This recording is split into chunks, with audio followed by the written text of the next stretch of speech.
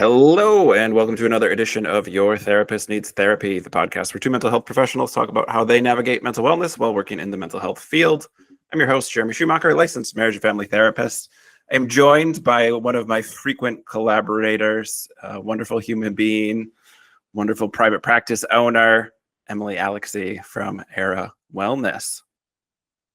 I think this does put you at number one currently for most frequent guests. You've done it. So I was thinking about that and I was like, is that an honor? Is it a weird criticism? Like, I'm not sure because the title is Your Therapist Needs Therapy. So is it like I am the therapist that you think needs the most therapy? Or yeah, it's so much less meaningful than that. It just happens to be for all the people who I vibe well with, you have the same schedule as me. Great. Whereas some people are very hard to schedule with. I can be like, hey, do you want to talk about a thing? And you're like, yeah. And then we can schedule it. Talk about the Whereas thing.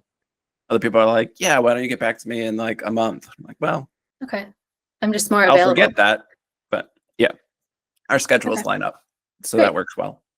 Okay. So it's not that you think I'm that great. I'm just more available.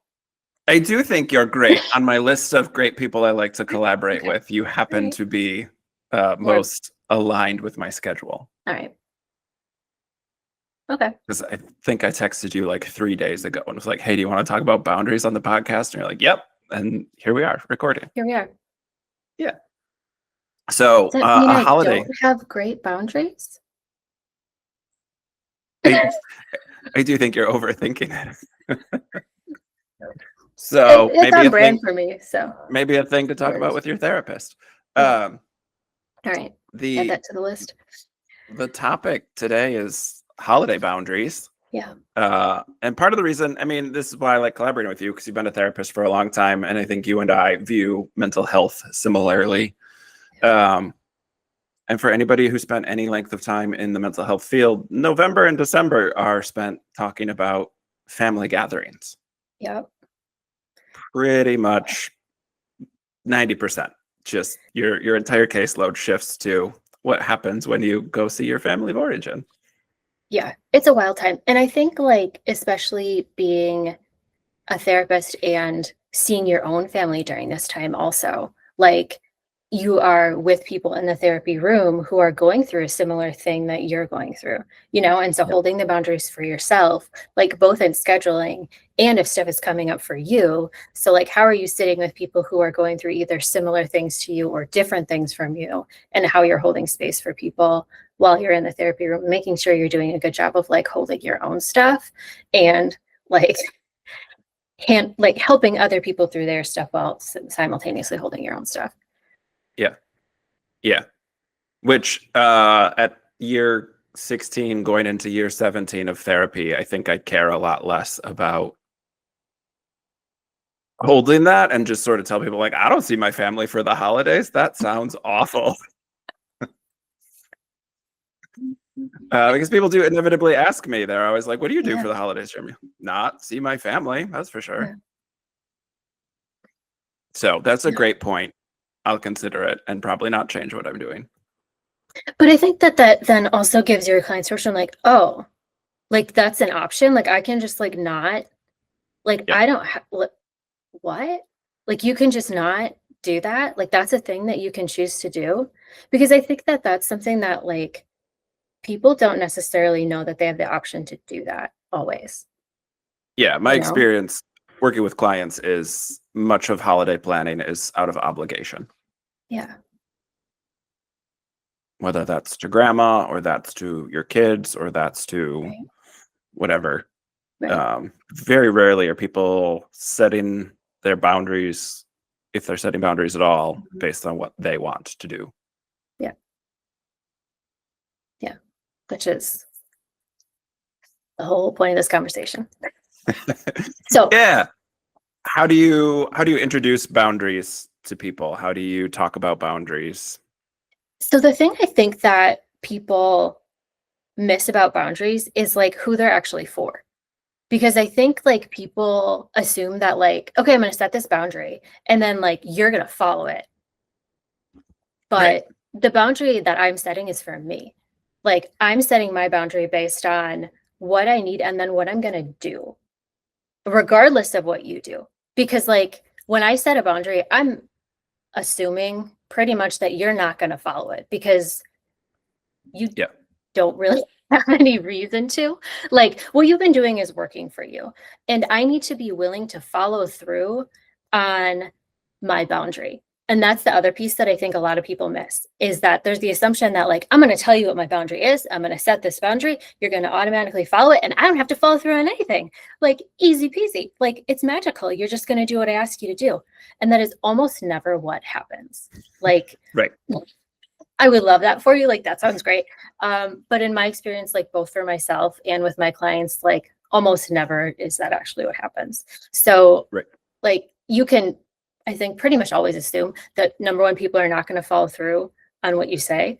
And you need to be willing to follow through on your, like, I don't want to say consequence, but like what you say you're going to do if they don't follow through on, like, if they break your boundary. So if I say, if you continue to say sexist things around me, I'm going to leave.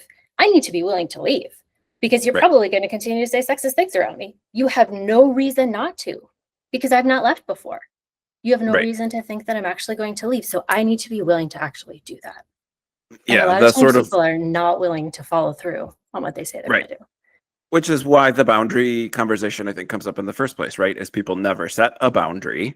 Yeah. And now they're at this point of either like deep cognitive dissonance or like just general discomfort.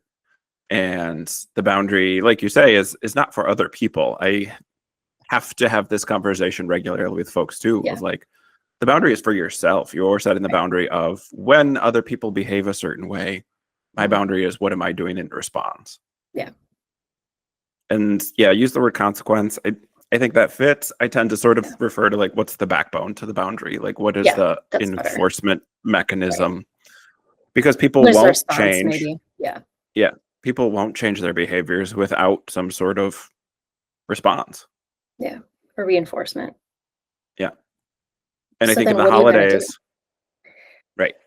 The holidays bring so much of this up because most people's family of origins don't have good, healthy boundaries. Mhm. And then when we're returning to our family of origin, either as young adults or older adults, full grown adults with our own families, we have these clash of boundaries and expectations that pops up Yeah. a lot. And I think especially for at least a lot of the clients that I've worked with, it's not only setting boundaries for yourself, but it's setting boundaries for your kids, which adds a layer of Mhm. complication because oftentimes you're setting boundaries for your kids with your parents, who are people who have broken your boundaries probably a lot of times and also didn't Yep. teach you how to set boundaries. So you are setting boundaries for yourself and your children with people who probably don't have good boundaries themselves and aren't used to you setting boundaries at all. So they're likely not going to react well to boundaries from you or for your kids. You probably aren't used to setting boundaries with them. It gets really dicey. So it's hard to do, especially if you are not willing or wanting to cut off communication or interaction completely. It can get really tricky of how do I set these in a way that feels okay if I don't want to totally cut off this relationship, if I want to preserve things with them. How do I navigate this, especially if they are at a different point of insight or self-discovery or knowledge about themselves than you are? Yeah. Yeah. Just gets dicey. Yeah. And I think, again, I mean, I'm a marriage therapist. Family systems is sort of my bread and butter. So, like, we have all these clashing ecosystems of the parental, the older parent with the adult child, and then the adult child's children. And then, like, siblings can be a real nightmare because now you have someone who's on the same generational level as you, but maybe also probably has different boundaries than you. And so, why are you being so difficult when your sister is being easy to get along with? Or like that comparison comes in, I think, a lot. That again adds that layer of obligation of like, well, this is what we're supposed to be doing because it's Thanksgiving or it's grandma's last holiday or whatever added pressure comes on. Yeah. Whose piece? Right. And it's part of setting expectations around this stuff. I always start with like, you can't control other people's emotions. So like if you have a demanding parent, they're always going to be demanding. It doesn't matter how much you give them, they're going to require more. You know, you're giving up 8 hours of your holiday instead of staying overnight. How dare you? Right? Like it's always that if it's somebody who's not going to be happy, they're just not going to be happy. It doesn't matter if we ignore all our own wants and needs. They're still going to be unhappy. They're still going to find something to complain about. Right. There's not a way to make that okay. Yeah. And so how do you navigate that within yourself? Yeah. And so starting with what do you want? Right. And I think people skip this. I think people do all this planning for worst case scenario and they skip the like what's a good outcome or what's the best case and building from there. And the best case might be you just go to Thanksgiving dinner and nothing else because 2 hours is plenty. But I think, again, that's I get so much pushback on that concept because for so many people, that's just so foreign to them. Yeah. And it's a lot of like, well, we always do X, Y, Z. We always get together the night before. We always have brunch. We always, but why though? And do you want to? Do you enjoy it? Do you like going? Does it work for your family schedule? Does it work for like if you're in a couple, if you now have children, if you have other needs in your family, if you have neurodivergent kids who can't handle that amount of people and those foods or that dynamic or that schedule, and then you have the ramifications of all of the other things, does that work for you? Is that a thing that makes sense for your family system in your home? Do you want that? No. Like, then why are you doing it? Like, yeah. Well, I think people feel like, I mean, there's guilt, certainly. And then also you're confronting potentially years of bad boundaries yourself. Like there's this guilt that comes along with like, oh, it's gotten to this point. And I understand that. I hold a lot of space for all of that stuff. And I think that's a lot of noise that doesn't necessarily help us make a good decision for what to do or how to set our boundaries in the present moment. Yeah. Or even just like stopping enough to think about what is it that I actually want? Because I think there's a lot of things that like we're not stopping to think about that because that's just what we've always done. So we just continue to do it.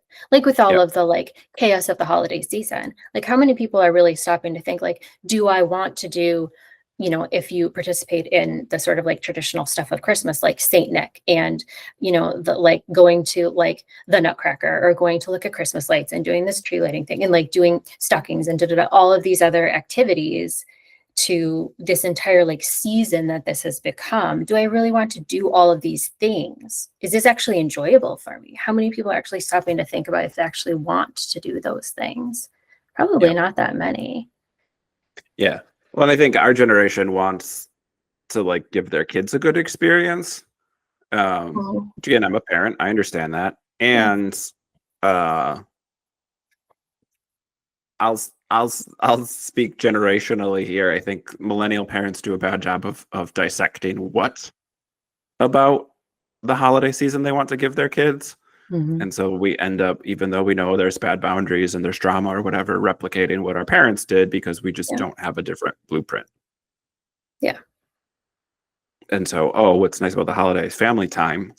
Is it though? Or is it you like going up north? Or is it you like, you know, this other thing that goes along with family time instead of having to deal with family?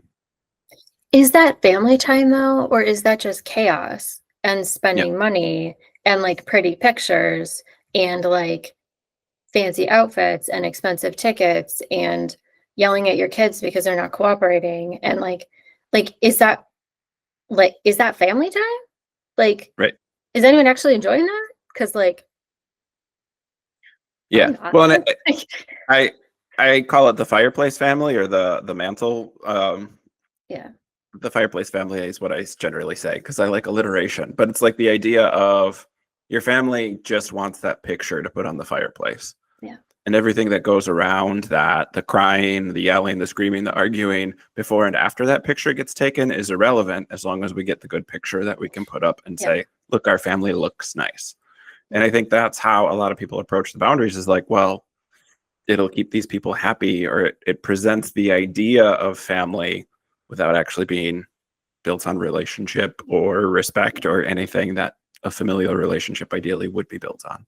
Yeah. It can look nice from the outside, but there's Yeah. nothing inside. There's not actual connection. There's no actual enjoyment for anyone. Yeah. And I'm not like that.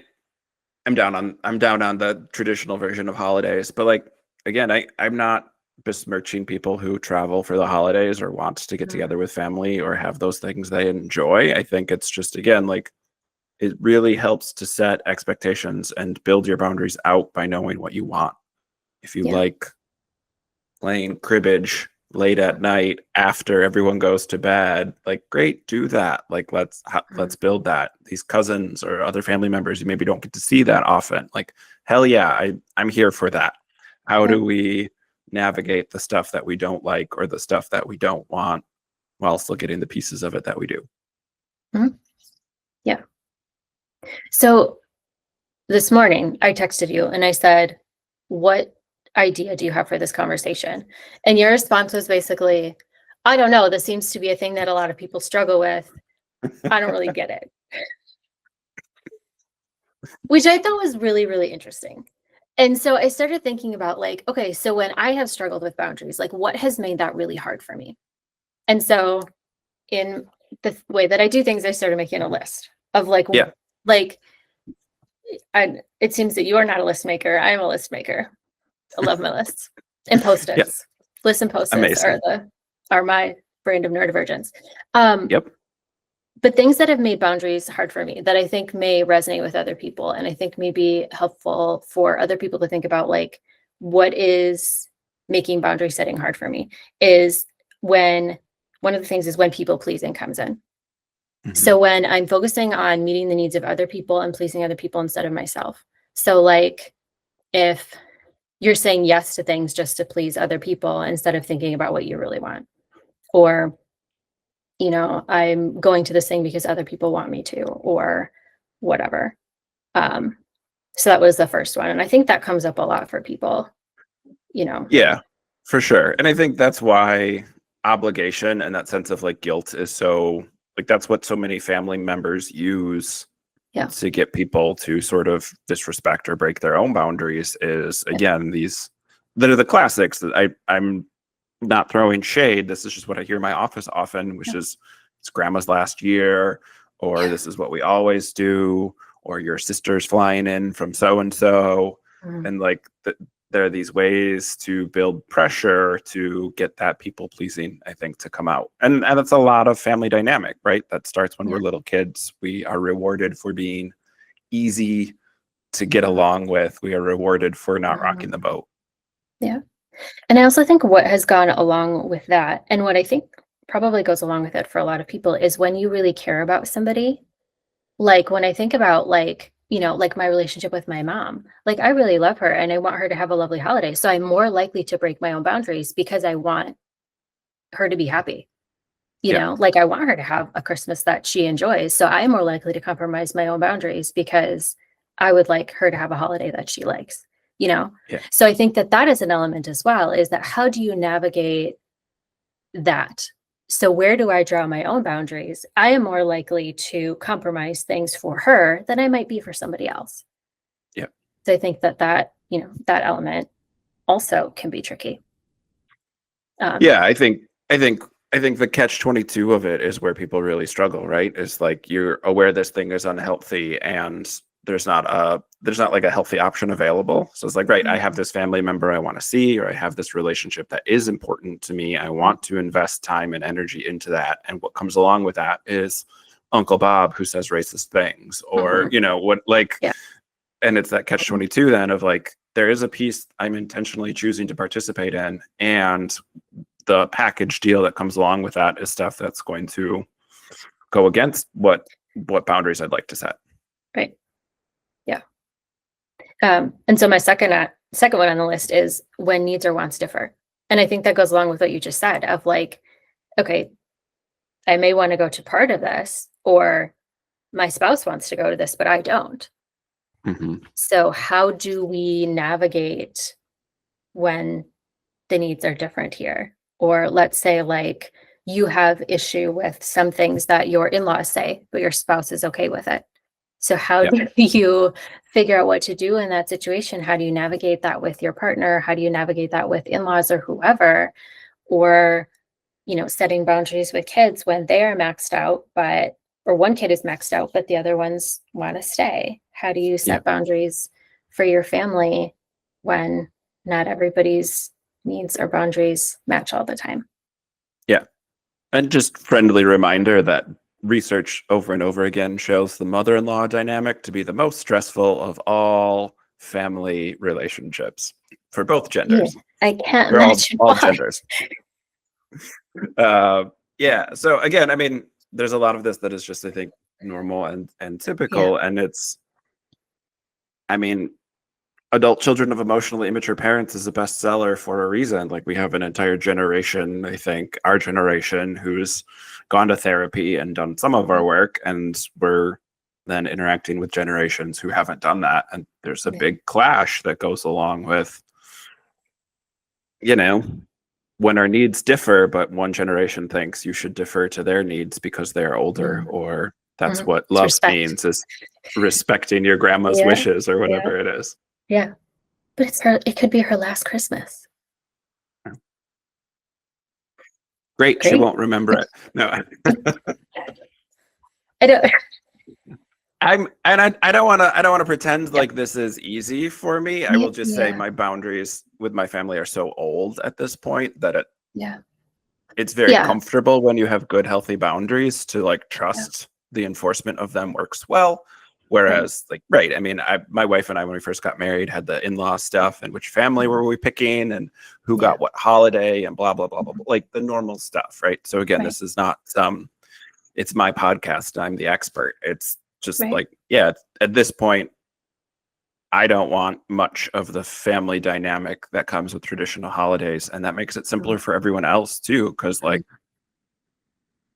I'm not somebody who bites my tongue, and that's Yeah. simpler to not be around then, because I'm not going to not call out racist, homophobic, Yeah. transphobic, misogynistic, whatever. Pick an ism. But I think that that's important to remember, is that like people know what your boundaries are. You've communicated them very clearly and you've enforced them clearly. Yeah. Like harkening back to what we were talking about earlier, is that like you've enforced your boundaries really clearly, and that you've probably left places many times or not gone back to places when people have continued to not respect your boundaries, and that people Yeah. know what to expect from you. You've spent years doing that. That wasn't a one-time enforcement of what you Right. said you were going to do. It took many, many, many repetitions of, this is my boundary. You are not respecting it. I am going to leave. And I think that's important to remember too, is it's not telling somebody your boundary one time, they didn't Mhm. listen, you enforced it, you left, and they're like, oh my God, I get it now. I'm totally going to respect it. It was Yeah. many, many, many times and repetitions and probably difficult conversations and like not fun stuff and imperfection on all sides and all sorts of things. It's not like you did it once perfectly and it was all sunshine and roses and everybody got it and it went super great. Like, it was likely very difficult and complicated in a lot of ways. Yeah. Yeah. And for sure. And I'm all of that is true. And just highlighting that, like, on the other side of good, healthy boundaries, it is some simplicity. Like, when you know what your boundaries are and you're comfortable enforcing them, it does get easier to do that. Like, when Yeah. you've left and respected your boundaries and you feel good about that, like, that feels good. Like, that's nice to know, hey, I can just put in 2 hours and then leave. And yeah, grandma will say something or my mom will say something or whatever. And also, like, that doesn't matter. It doesn't ruin anything. Yeah. It's fine. So that's a really good segue, because the third thing on my list was um, when We didn't plan this at all. no, we didn't actually. The third thing on my when setting boundaries has been hard has been when my boundary has been unclear or I haven't been listening to myself. Yeah. That is confusing and difficult. So Mhm. when your boundary is clear, when you're listening to yourself, when you know yourself, when you're listening to what you need, when you've been clear to other people about what they can expect from you, that becomes simple. Yeah. There's not like, it may still be difficult. It Yeah. doesn't make it like, oh, this is not hard, or this is exactly how I wanted it to be. It's lovely. And this is like the perfect relationship, but it's clear. Yeah. See, and I thought it was interesting when you said adding kids to the mix makes it harder, because I found having kids clarified so much of Mm. what was maybe abstract for me. It was like, oh, Okay. well, like I put up with this for years, but I'm not going to make my kids do that. Mm. And like what you're talking about, when you're unclear on it, it's hard to enforce boundaries. And this is just my experience, but Yeah, by being a parent, it clarified a lot of that stuff of sure. like, oh yeah, I people pleased. I did all that stuff. I grew up Yeah. super religious, right? So like that's a Yeah. big part of that. And like just being like, yeah, I'm not putting my kids through that, Sure. was like a really strong backbone Sure. to some of those boundaries that I didn't have when I wasn't a parent. Yeah. So you're like, I will not let you do to them what you did to me. Right. Yeah. I don't want to put words in your mouth, but yeah, I will not. And so, yes, I mean, certainly that dynamic gets complex when those boundaries overlap and your kids see like, why does grandma talk to you like that? Or why does, whatever. Yeah. It's like, oh, geez, I'm not ready for this conversation. But again, like, I do think it's the potential is there for clarity with like, yeah, how are you setting those boundaries as a parent for your kids? That's again, so much more of what you control than meeting other people's expectations. And so I do think that's a good place to start some of those expectations, and that boundary setting is like, right, well, this is how we're raising our kids, and like that's what we control. So that's the thing we can focus on. Maybe I want to rephrase that. It doesn't make things more difficult. It forces some things to the light, For sure. Whereas maybe you could have continued allowing some things. It's like, no, you got to deal with this. Mm-hmm. Because I think a lot of us are not willing to let cycles continue for our kids that we might have let continue for ourselves. Yeah, for sure. Because I think, I agree with that. I think that's true for me as well. That there are things that I may have continued allowing for myself that I'm like, absolutely the F not will I let you do that to my kid. Yeah. Well, and even just, I mean, you talked about neurodivergent kids. Both of we are parents of neurodivergent children. Like there are things where my 7-year-old is like a tiny version of me. And so runs hot, always is warm, really doesn't like things on his skin, like all that stuff. And so it's like, right, going to my grandma's house, it's like, oh yeah, I remember being like miserable here. And like all the stuff that I was made to feel bad about, he's just like, it's too hot in here. You should turn on the air conditioning, because he's been raised to like speak up for himself. And like, that's just a different concept. And we also like don't stay for an entire weekend or days on end. It's like maybe a 24-hour visit tops. It's like, yeah, that's probably what I needed as a kid. And that's not how anybody was doing things. And so it's then, I don't know, again, my experience has been, it's nice to enforce those boundaries on his behalf. And there's like an awareness I have of like, oh, that's nice for if you're an IFS person, like inner child, some of that stuff comes up too. And it's like, oh yeah, that's a nice like sort of loop to close for my brain. Like, yeah, that didn't happen and that sucks. And I don't have a time machine, but I can enforce that on my kids' behalf. Yeah. And know that it's not rude for a 7-year-old to say, my body is uncomfortable because it feels hot. Like that is a factual thing. That is not a criticism of everyone else. Like, yeah, that's just a true statement. Like he's allowed to feel hot. Like, why can't he feel that? Yeah. What were people in the 80s and 90s doing that we all had to feel bad about that shit? So much shame. So much shame. Emily, what else was on your list? Now I'm invested in the list. That was it. Oh. Those were the 3 things that I come up with. People pleasing when needs and wants differ, and boundary unclear, not listening to self. And then I'd written, just remembering the boundaries for you, not them. And you have to be willing to enforce your boundary. Yeah, and I think that enforcement so often does come down to like physical presence, and whether that's not going to an event or leaving an event early, or even just like excusing yourself to go for a walk, go to the bathroom, splash some water on your face. Like, again, that breaking of, I'm engaging with this with my time and energy, my physical presence, to say like, I'm not participating in that. Yeah. That's the boundary. One thing that I do think it may make sense to have a little bit of a discussion about is, what is the difference between setting a boundary that includes some sort of enforcement and a threat? So like, if you continue to say things like that, I'm going to leave. How is that different than a threat? Because I think, how would you explain that? How would I explain that? We are setting an expectation where each person, all the parties involved have autonomy in that. And so it's not, I don't know, it's not, I'm watching The Sopranos right now, so that's just what pops into my head of like, it's not a mob boss saying you have to get this much money this week or I'm going to come bust your shop up, right? Like it's not, you must do this or else, dictating an action to that person. It's saying, hey, like, I respect your autonomy, your free will. If you use that to do these things, I'm not going to participate. Yeah. So it's not like I'm doing something to you if you continue something. It's, I am withdrawing, I am stepping back, I am doing something differently if this continues.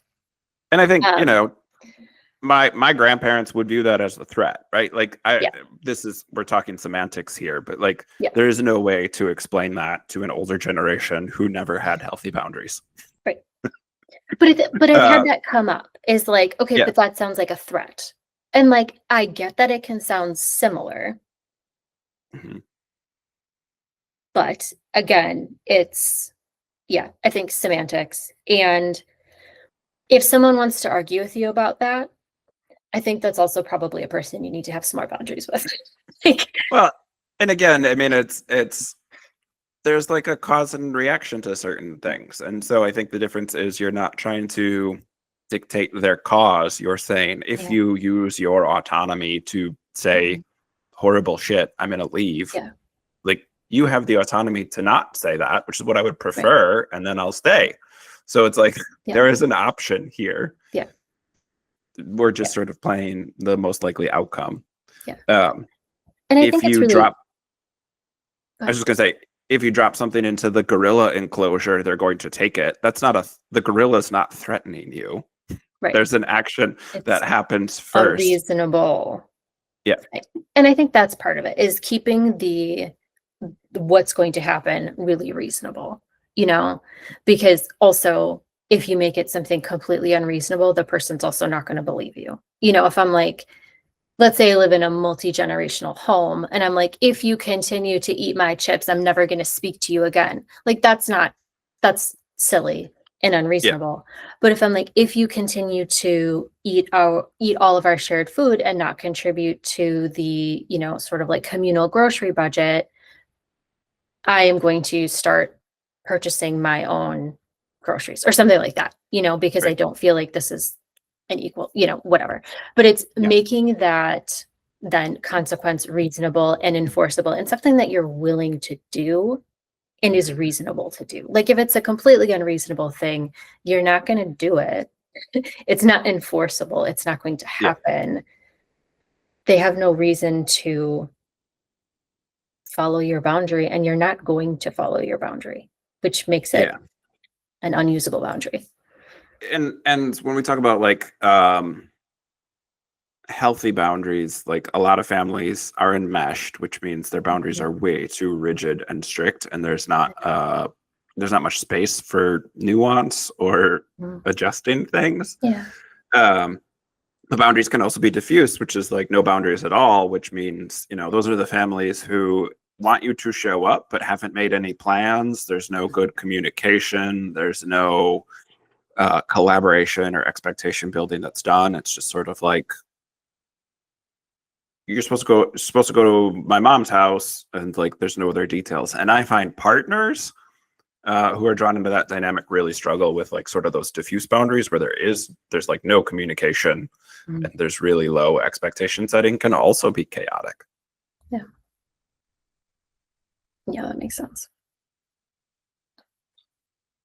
I like to talk about like escape hatches. Again, I like alliteration. So the holiday escape hatch, which is if we're going to a place where our boundaries might be tested or pushed, to look at realistically and plan for what are my escape routes, how do I leave, whether it's leaving early or if we're traveling somewhere, what route can I take to take the dog for a walk or go take the kids outside or sit at the kid table, or like what are my options for not participating when I don't want to participate without maybe the larger or inaccessible for some reason full leave and be gone from the entire gathering. Yeah. Yep. And I find just like planning that out helps people a lot. That reduces a lot of anxiety to have that plan sort of fully thought out, because it makes a world of difference to give yourself that permission ahead of time and be like, right, I can just go sit at the kid table. Yeah. So if someone is going into a holiday gathering that they think might be difficult, what are the things that they should remember about boundaries? Say they're going into like, hey, this big family gathering is likely to be kind of a hot mess because I got a bunch of tricky family members. What are the biggest things that they should remember about their boundaries going into that? Yeah, I think my least wieldy mantra is hope for the best, plan for the worst. Somewhere in the middle is typically what happens. But I do like, we know what will go wrong. If we're going into an event with this going to be a hot mess, you already know what you're worried about, what you're used to happening. It's the hope for the best part. Like, that's good mental work to do, to pull out what part of this do you actually want? What's the piece that is important to you to make sure that you get that? And then we can sort of work backwards from there and figure out like, yeah, what are the things we're not participating in? How are we communicating that? What's enforcement look like?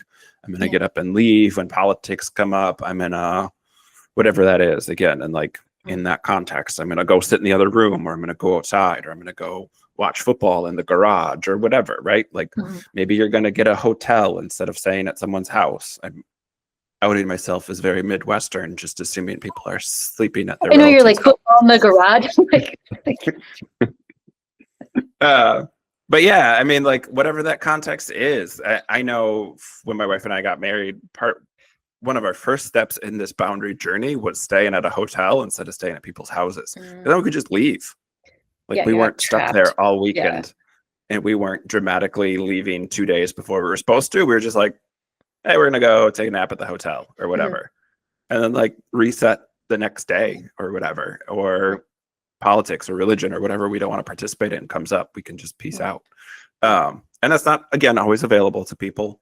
I'm just sort of building an idea of like, think through your escape route, think through your enforcement mechanisms, because again, boundaries aren't something that just we set them and then they're respected. The enforcement has to happen, usually multiple times, before change is going to happen. Yeah. I would also add that kindness to yourself throughout, continuing to check in with yourself throughout, of like, things may not feel how you think they're going to feel. Things may come up that you didn't expect. Oh, that didn't, that felt worse than I thought it was going to. I need to switch gears. That felt okay. I didn't know it was going to. So just continue to check in with yourself throughout whatever gathering or whatever weekend. Kindness to yourself with imperfection of, oh my God, they said that and I feel frozen. I should have left. That's okay. Yeah. Like, you don't need to beat yourself up for it. Leave when you can if that was your escape hatch. If you couldn't leave, that's also okay.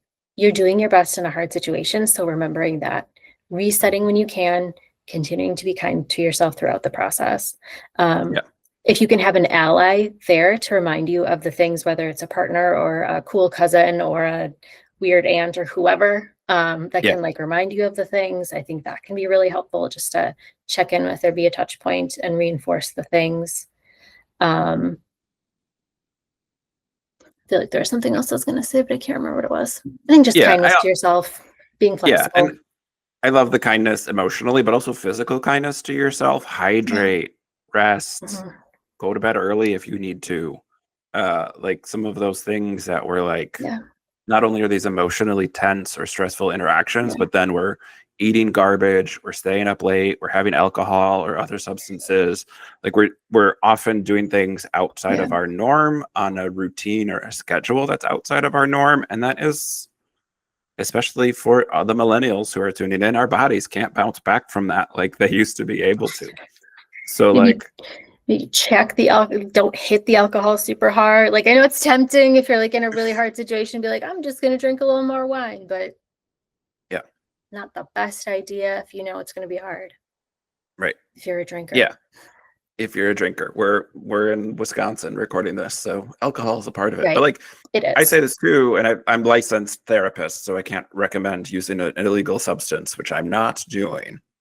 But if you're in a state that is legal, like weed's gonna take the edge off a lot differently than alcohol is. Like alcohol numbs you, but also lowers your inhibitions and slows down your response time and your critical Yeah. thinking skills. And weed does some of that too, but with a very different Yeah. I don't give a shit approach, which usually leads to less drama instead of more drama. So I hit think your cool aunt's weed stash. if you're gonna use whatever you're gonna use, just know your Yep. limits. It's probably not the time to try something new or hit something harder than you usually would, Right. regardless of what you're doing. Like just, Yep. stay safe, play safe. Yeah. Yeah. And again, I mean, like I hold so much space for getting to see some of those family members, those cool cousins, those cool Yeah. aunts and uncles who we maybe don't usually get to hang out with. And like Yeah. again, that can be very wonderful, meeting a new niece or nephew, new Mhm. additions to the family. Some of that stuff's really fun. And like I get Mhm. all of that. And so if you want to party hard, if it is again, I said cribbage earlier, so like I'm really hitting the You Midwest are trope. really Wisconsin today. You are really, you got like a Green Bay Packer mug. You are, Yeah. what else? You old fashions. What other Yeah. Let's get some old cheesy fashions going. But potatoes? you're playing sheep's if you're gonna drink and Sheep's play head. sheep's head till very early in the morning, and like that's what you want from the holiday. Like again, that's great. Like own that. But like plan for it. Plan for recovery the next day, plan for hydration. Like you can have fun and be intentional with it. Yeah. Yep. Yeah. And like, right. There's a part of me that's like, yeah, if I was getting together with my cool cousins, I'd be like, hey, let's do I can't say this on a podcast. Never mind. Um those aren't legal. If you're in Oregon and you're doing psychedelics where they are decriminalized at least, right, maybe that's what you want to do. But like Right. plan for that. Don't last minute sneak it in or, you know, think you can hide it from your judgy grandma. Like make space for it so that that's a positive Mhm. experience instead of the new Yeah. drama for the next 6 weeks because you really offended everybody. Right. But it's also probably not the thing to do if you are dysregulated and upset Right. and anxious and spirally and, Yeah. And if may not you be the time. get anxious from smoking weed, like don't do that. Like again, there's so much of what I say is couched in some self-awareness. Yeah. Person dependent, very person dependent. Know yourself. um yeah, man. And like this is a separate podcast that I didn't plan to record. But like, there is, I think, not having good boundaries creates like a moral injury for yourself. Yeah. And I think even sometimes, like, depending on how we're celebrating and what we're celebrating, like Thanksgiving's coming up, we're recording before Thanksgiving. Hello, people road tripping in the Midwest. The like that's a weird holiday to celebrate. Yeah. Like I could tell you indigenous people aren't celebrating it. It's not a Right. like national holiday that's fun for everyone. And so like Yeah. there's even, I think, moral injury potentially for people who are like, yeah, we're participating, we're celebrating something that we don't really Mhm. want or think should be celebrated. It just happens to be that these are the days we get off from work. Right. And so like there's some weirdness around like I think the existential nature of what are we celebrating and why, and is that okay? Yeah. And again, probably each generation has a different opinion about that. So Yeah. And or like, so if your family is a family that, for instance, celebrates Christmas, and so that's when all of your cousins are in town, and so people are together on Christmas, but you are not a person who celebrates Christmas, that's your opportunity to get together with these people that you never see. But this is not a holiday that speaks to your value system or that you feel good about, because it's not a religion that feels good to you morally or yeah, ethically or for whatever reason, or you're a person that's been harmed by the church or whatever else. Like, that's a real tricky values, like, yeah, that's really complicated. That's yeah. a lot of stuff coming up on a holiday, regardless of all the boundaries and Yeah, well, everything and else. I mean, religious trauma is one of my specialties, right? So, Yeah. like, I think our different specialties are shining through a little bit too, because like your perinatal mental health, and so you have new moms who are maybe Mhm. like really wanting that family or needing that family support, and so that's a different approach to a boundary. Whereas, like, right, if you're a queer person who was harmed by the religion that your family still Mhm. practices, like, right, we might Right. be leaning more towards don't go is a good boundary to set, Yeah. because some of those situations can't be anything but harmful, Mhm. depending on the severity of dogma and some of that other stuff, right? But like, yeah, that's a big reason why I don't do the religious quote unquote national holidays that are couched in religion. So my family's still super religious and we are not, and so it's Yeah. just not worth it to even have to be like, yeah, no, we're not going to go to church. Obviously, you should stop asking us. But like, right, Mhm. that would come up. They think it's being polite, I think. I don't know. I'm not sure. Maybe they're trying to save us still. But yeah, I mean, those religious dynamics, some of that stuff, it's the idea that our national holiday follows one specific religion is also a separate topic. Yeah. I feel like that I could should be like a lot of podcasts for you. now I'm like, oh man, I'm doing a moral injury podcast for sure. Um, Emily, who do you have on staff that wants to talk about moral injuries? You are just, see, Emily's just the top of my list for. Emily's like one of those neurodivergent extroverts that I'm not. So, I am so not an extrovert. I don't know why you think I'm an extrovert. because your network is expansive, I is have why. another meeting right after this, and I have to talk to more people, and I just don't know how I'm going to do that for 2 hours in a row. Boundaries. See, it's work for us all. It's Boundaries. tricky. It is true. Boundaries. Uh, That boundaries are tricky. yeah, That's a good and thing to remember.